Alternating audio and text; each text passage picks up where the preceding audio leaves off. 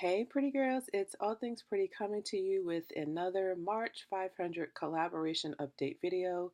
This is the last video for this collaboration. The collab is being hosted by Poetspice here on the YT. We also know her as Poetspice Biblioscribe. And I just want to say thank you all for tuning in and watching me as I have experienced this journey. So today I just want to talk about a few things that I learned in the process. And if you see me looking down, I'm looking at some notes. But the first thing that I learned is to not overthink the process. One, do not overthink the process, because what happens is if you overthink it, then you get stuck in this creative circle of what am I doing? What am I not doing? What should I be doing? Where do I go? Not sure what to do. Don't overthink it. Just go ahead and get it done. I learned so much during this process, and all of the lessons that I learned had a lot to do with me overanalyzing how I wanted to accomplish it, what notebook I wanted to use, why is it this way, or am I doing it this way or the wrong way of this way, way overthinking the process. And as a result, while I did get things done, I felt like a lot of the creativity was stunted because I was thinking about technicalities. So I need to not worry about the technical part. And if it's really about creating and developing a story, then that's what I should be doing. The second thing is that there is no right way to do it. There is no right way, RIGHT, to WRITE. There isn't. What works for one person might not necessarily work for the next person.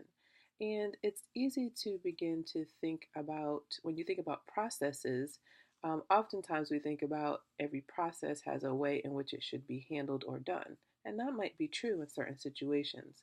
But for creatives or writers, authors, everyone's process could be different.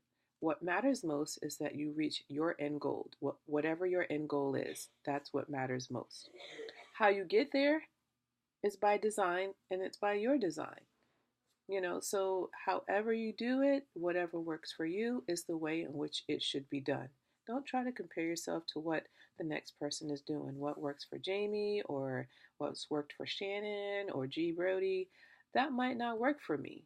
Or, maybe I'll take a little bit of nuggets from this person and that person and create my own concoction or recipe for success. So, those are the two major things that I have learned in this process. And I think they were magical lessons for me because I am a very analytical person. I do overthink everything I do, even down to like simple crafting purchases. Like I put stuff in my cart and I leave it there and I begin to think about why I might need it, what I might use it for.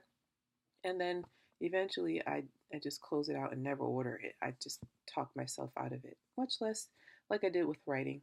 So while I was successful in doing the March 500 collab, it was not without a lot of headache and process, which I want to eliminate that for the next thing that we're about to take on, which leads me to April Camp NaNoWriMo. Now, if you're not familiar with NaNoWriMo, it is National Novel Writing Month, which is in November, but they do kind of like a camp session to get you ready for November. And I'm in a cabin. You get to either create a cabin or join a cabin of like-minded individuals. It could be by theme, by author, by friendship, collaboration. You join these cabins and you just kind of work and feed off of each other, share ideas, touch base. So I'm in a cabin again with my girls, Jamie, who is Poetspice, Shannon, and GBroady. We're once again doing this Camp Nano. So I'm looking forward to that, and that starts tomorrow, April 1st. So Camp Nano is in April, NaNoWriMo is in November, and so we're basically prepping and fueling ourselves for that next journey.